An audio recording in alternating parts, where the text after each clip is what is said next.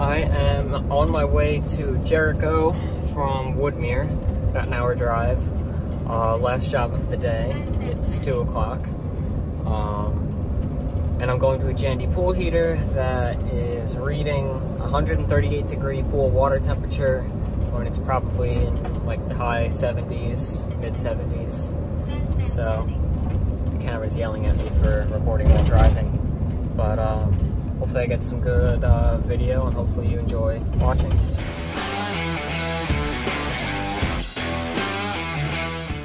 Okay, so here's the unit. Fault, high water temp. Water is 111 degrees. At least that's what it thinks. So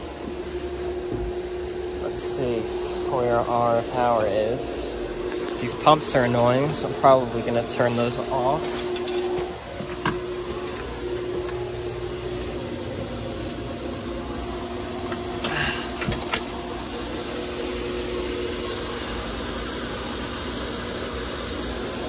Can't see because of the sun. Okay, so I put it in service mode. That should keep everything off until I actually turn anything on, I think. Oh, everything's very hot. Check flow, remote T-stat enabled. Where's power coming from? I want to get this unplugged. Let's see. Oh, it's so tight.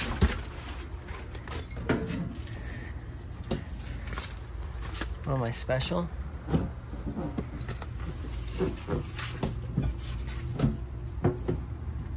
What's going on?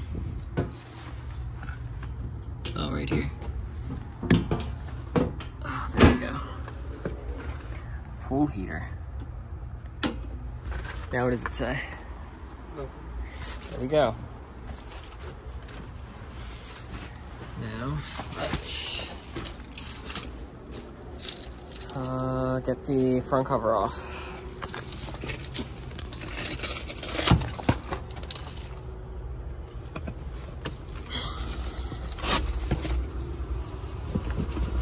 Get this out. It's chilly, Peter? It's like 100 degrees. I'm dying.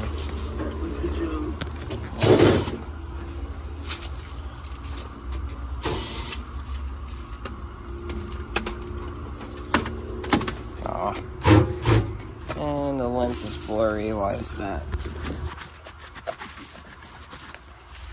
That's better.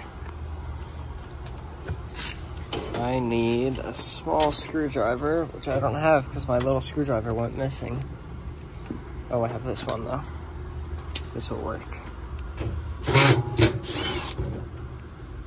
Now, there is, here, you want to hold this, Peter? Switch spots with me. Okay, there is a temperature sensor on here. Water temp right here.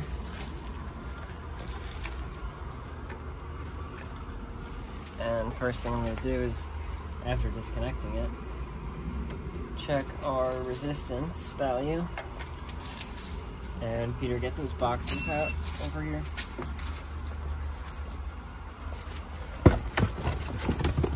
And I guess I gotta set continuity.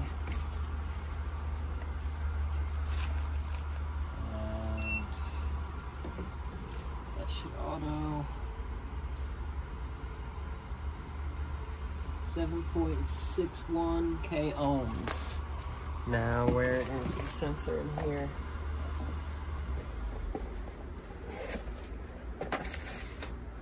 There it is.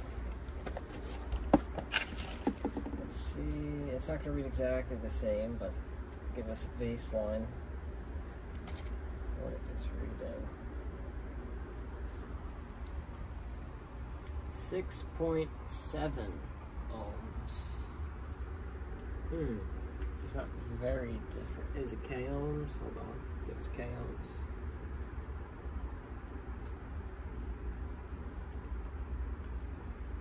Yeah, k ohms. So that's not very far off of what this one's reading. 7.49, 7.5. Let's see. find that information online on what it should be reading. Okay, so Peter read the pool temperature at 89 degrees, and I checked the resistance reading chart, and it is right on where it needs to be. So that means our sensor is good. The only other option is a bad control board. So should have, nope, that's the wrong board. What is it? What's this? Power distribution circuit board replacement kit. No, neither of these are it. Okay. You didn't see any boxes of parts that the homeowner had, did you? Okay, so we are back 2 days later, and here's that control board. So what I need to do is disconnect our water temperature sensor, which tested out good and hopefully stays good on the new board. Got a severe thunderstorm warning, so I'm trying to work quickly. We also have to check out his pool, or his air conditioning, yeah. Pool and common. Let's get, please bring the tool back over. Okay, so I just got all those wires disconnected. I capped off these two. I'm not sure if there's any actual voltage coming through on it, but better to be safe. So now, going to pinch all these little tabs on the control board, if I can get in there. Nope. That's annoying.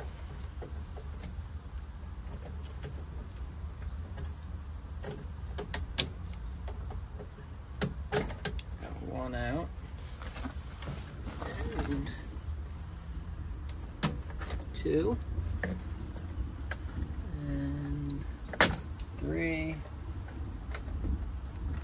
And four. So that comes right out. Now I'm going to compare it. Let's see, make sure there's no changes. And jumpers in the same places, connections all in the same places. Everything looks exactly the same, so just slide that back in there and pop it in on all those tabs. They do give you extra tabs in case these break, and it's as simple as just reconnecting those wires. Where's the thermostat screwdriver? Right here. So I'm going to flip this around. It's a little bit of a pain spot because I'm working right over this, whatever it is. I don't know what this does. I think it turns salt into chlorine or something. I don't know. But pop in our water temperature sensor.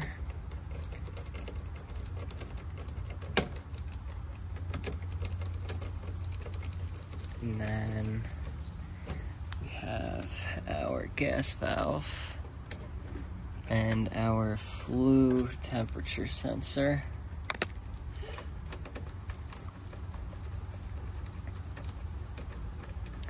And then we have the communication wire between the board and the interface, which has an order, but that order is written on the board itself. So our very top wire is going to be red. If I can get it in there. And these are all loose. You could hear the thunder. I mean, they're all tight, but they all need to be loose. So red is our first wire. What are you tapping on the phone for? Yeah, but it's going to come through in the microphone. Oh, no. Put money on that. Guarantee you it comes through. Guarantee you it comes through. What are you tapping on the phone? What are you tapping on the phone? I definitely heard that in the rewind. Comment whether or not you guys think you heard it, because if you did, Peter owes me $5. Man, they really don't make this easy to get into.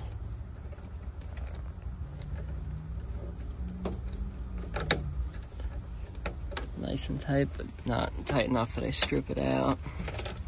And our orange, our black.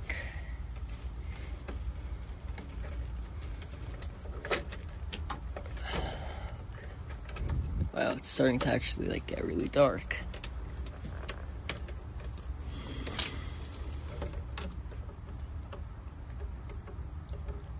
Can't get my hand in there. Orange is in, and then our black. And these connections are really annoying. I could just barely fit my screwdriver in there.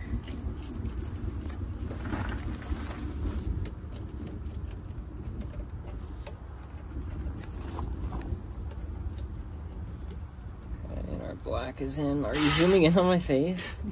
No. Then our high pressure limit, our water pressure flow sensor, our main connector, and then our remote wire, which I have to check back on the picture on to see which one was common. I, again, don't know if it really matters, but common was white, so get those in there.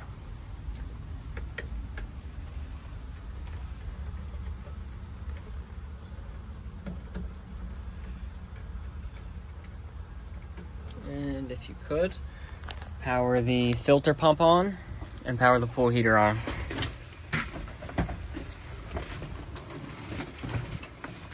Everything's in there. Let's see what our display says. The only breakers that are off, it should be. Universal control. Gas pool heater is off. And there we go. Water is 86, set for 80. So we are now reading the proper pool temperature. We can wrap this up and we can head over to the air conditioning unit, which is going to be in a separate video. But that was a nice, simple, easy fix. Testing the sensor. And you can diagnose whether or not you have a bad sensor or a bad control board. Unfortunately, they gave us 2 of these boards and not one of these boards and one of these boards. So awesome. That went nice and smooth. That took about, I want to say 10-15 minutes. And let's see. If you want to move the bag so I could fire the pool heater up. Just make sure it turns on and it burns. And let's see. I think if I press both of these at the same time, I'll get into the menu because I have to change the remote controller to on. We just fired up. You can see the camera will fog. It's burning, so we can button it all up and we're all set. I forgot to record an outro to this video, but it was a pretty simple fix and repair. It just stunk that Jandy didn't give us the right parts. They gave us 2 power boards instead of a control board, but we got it done. And I also ended up repairing his AC equipment while I was there, 2 repairs, which I'll have a separate video of that uploaded. But hopefully you enjoy watching the video. Like it if you liked it. Comment any advice or criticisms or feedback, and subscribe. Thanks for watching.